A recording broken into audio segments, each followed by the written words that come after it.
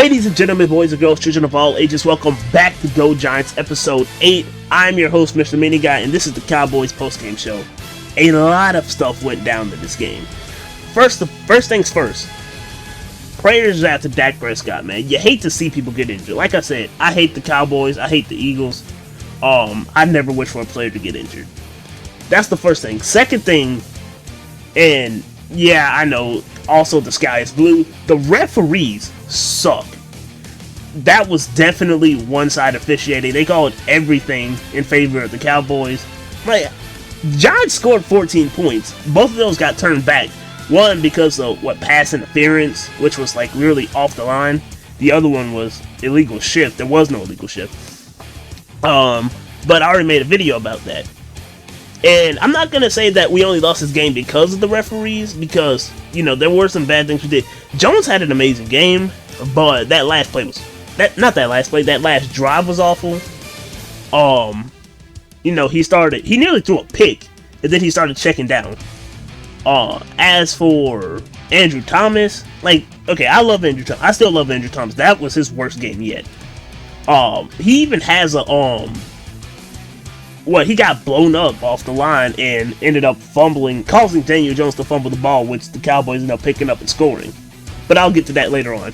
So in today's show, I'm going to take you through the recap of the game, some statistics, and where we stand in the league, in the NFC East. So without further ado, let's go ahead and get into it.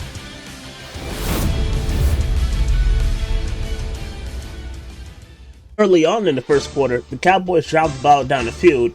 However, a goal line stand by the Giants stopped them, leading them to successfully kick a 24-yard field goal, making the score 3-0 Cowboys.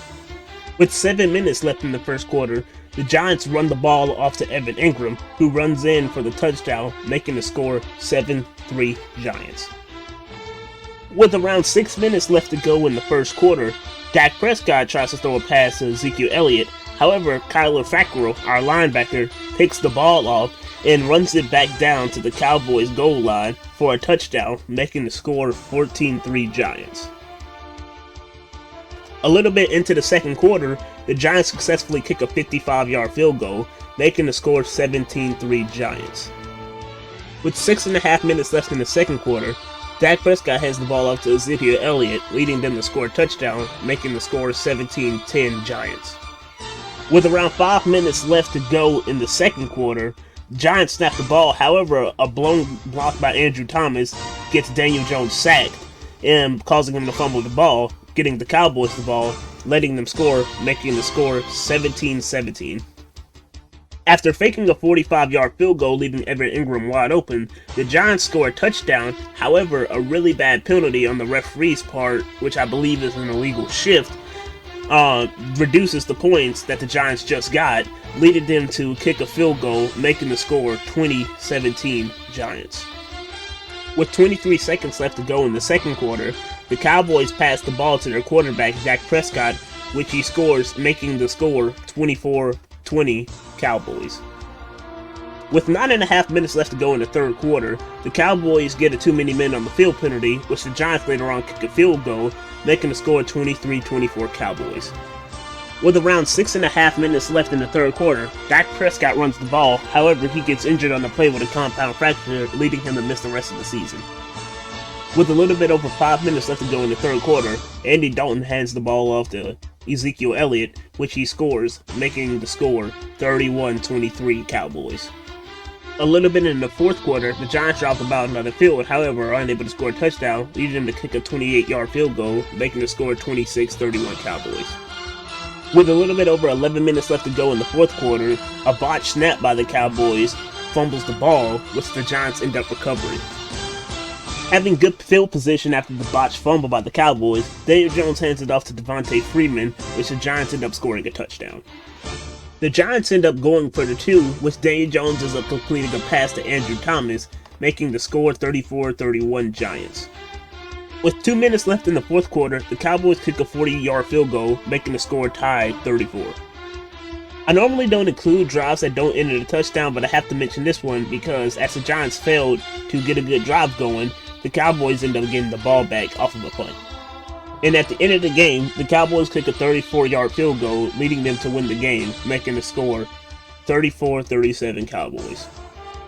Obviously, we lost this game for a couple of reasons. One of the reasons being the referees being obviously biased towards the Cowboys. As I've said before, we had 14 points that were taken back from us because of, really dumb penalties. We couldn't capitalize on the last drive. Daniel Jones nearly threw a pick and started checking down. Overall, we really should have won this game. This is one of our most winnable games yet, and we ended up losing.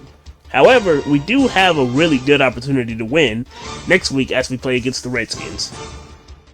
And that's it for the recap. Now it's time to look at some statistics.